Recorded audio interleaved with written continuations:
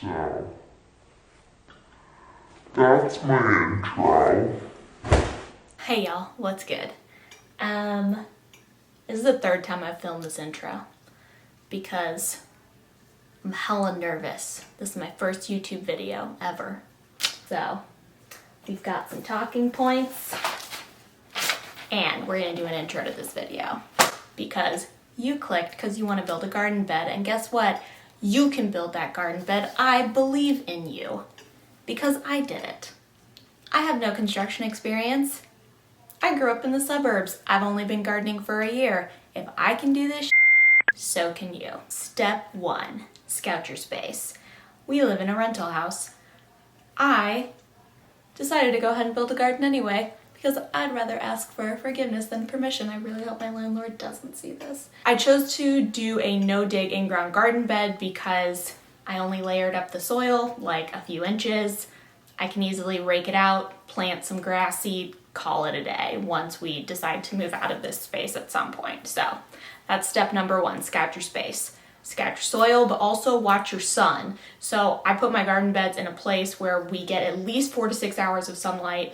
Ideally you want 6 to 8, but you know, schematics. So make sure you're gonna get as much sunlight as you can wherever you decide to put your garden beds. Step number 2, draw it out.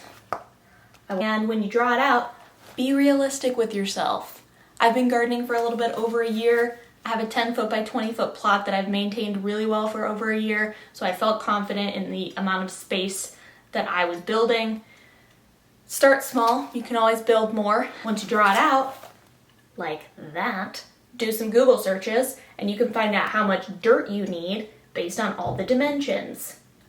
Google it. I'm not going to give you a formula because I am bad at math. So once you do that, I encourage you to go and do some research into pricing. This is something that I will talk about later in the video. Pricing is really important. I had a roundabout of a budget that I wanted to spend. I ended up spending more just so I get the project done because, like everything else in 2020, what a blast. Lumber prices are up.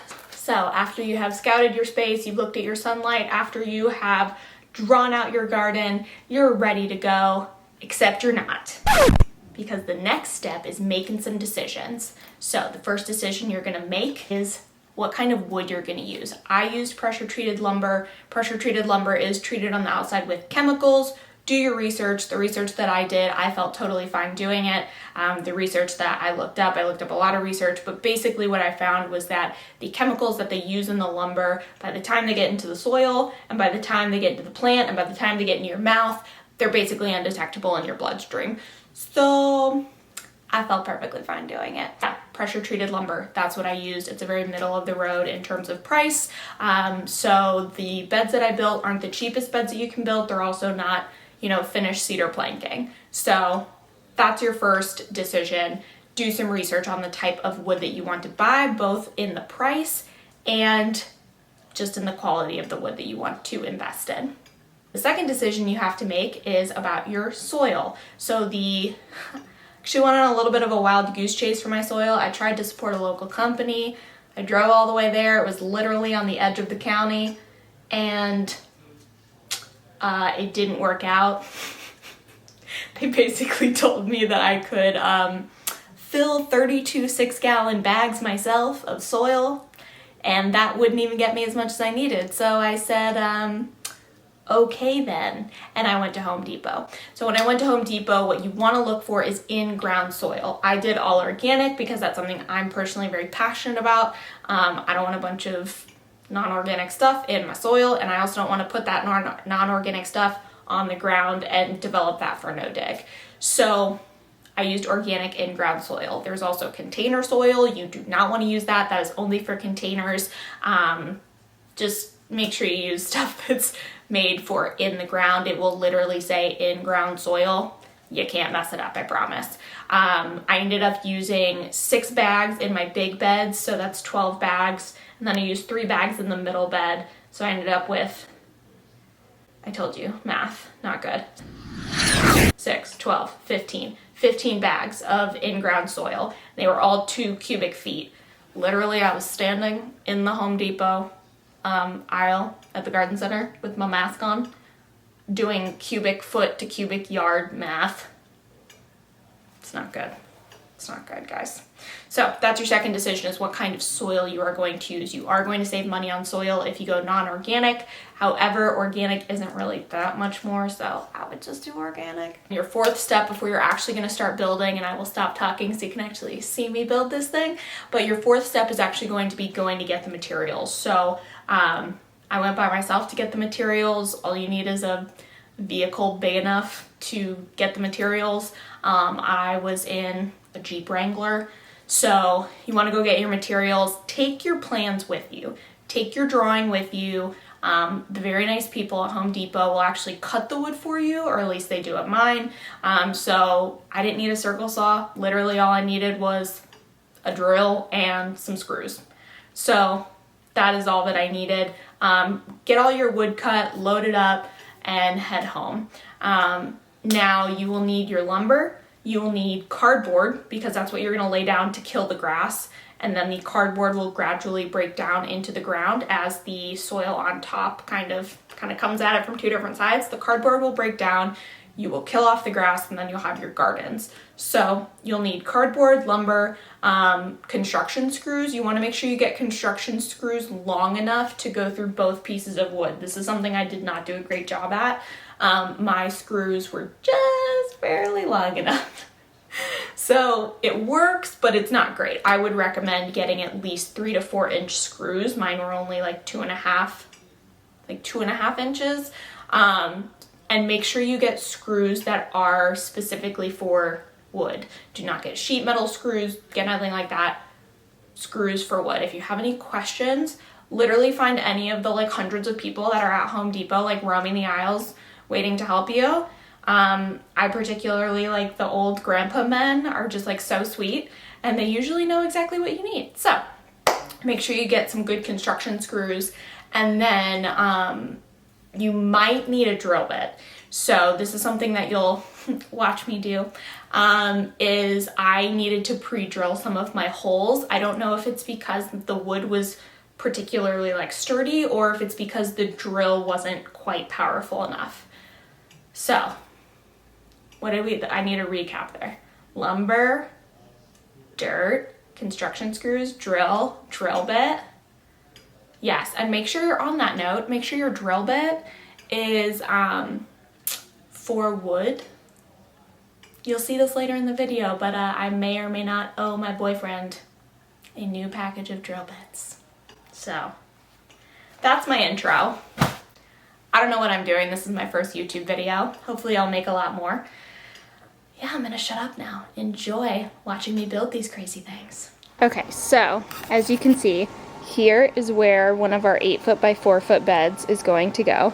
And then there's gonna be a blank spot, and we're gonna have an arch trellis right here to grow things on. There's gonna be a 4-foot by 4-foot square right here, another blank space for a trellis, and then down here we're gonna have an 8-foot by 4-foot bed. And some very happy dogs. We've got tons of cardboard. And yeah, we're gonna get to drilling and setting all this up.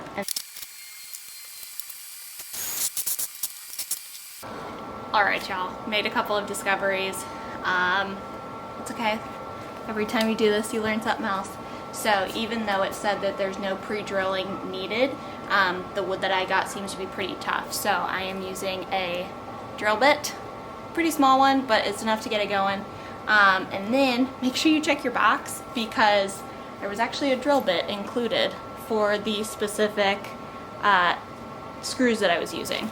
So I started to use a flathead bit, and I actually started to strip it. So I have the right bit now. And once I got the holes pre-drilled, it went super fast. So now that I feel much better about what I'm doing, I will show you guys exactly what I did, step by step. Okay, so I put 2 screws in each side, and I pre-drilled those holes before I actually put the screws in. And so we're just gonna do that for all of these beds.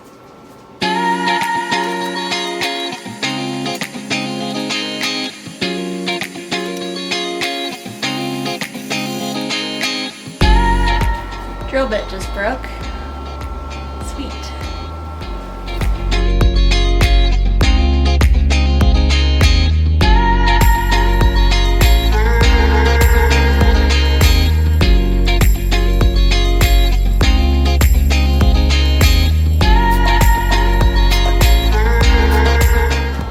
First box is done. Pretty hot out here. So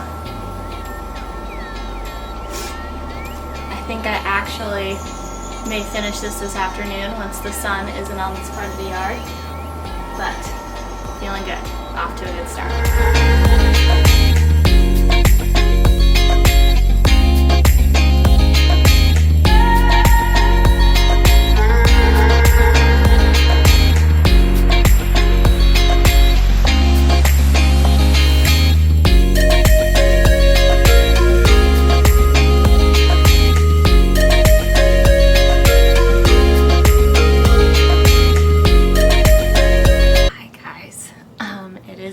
Day 2. I'm still waking up.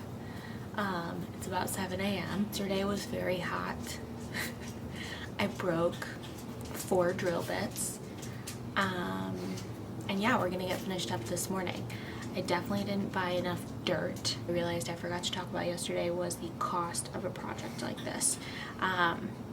So I calculated out all the costs online before I actually went anywhere to buy anything, and what I calculated was a cost of about $200. We are in the middle of a pandemic, so lumber prices are higher. The lumber ended up being about $150, and the first round of soil I bought was about $60, and I'll probably spend another $50 to $60 on the soil. So for the scale at which I'm doing this garden bed building project, I'm probably going to spend $300. Also look at building these garden beds as an investment in your future, both in like a hobby, in something that helps you mentally and emotionally, and also something that feeds you, which is pretty cool. So just wanted to talk about the cost and the investment really quick before I get started for the day. I'm so excited. So excited.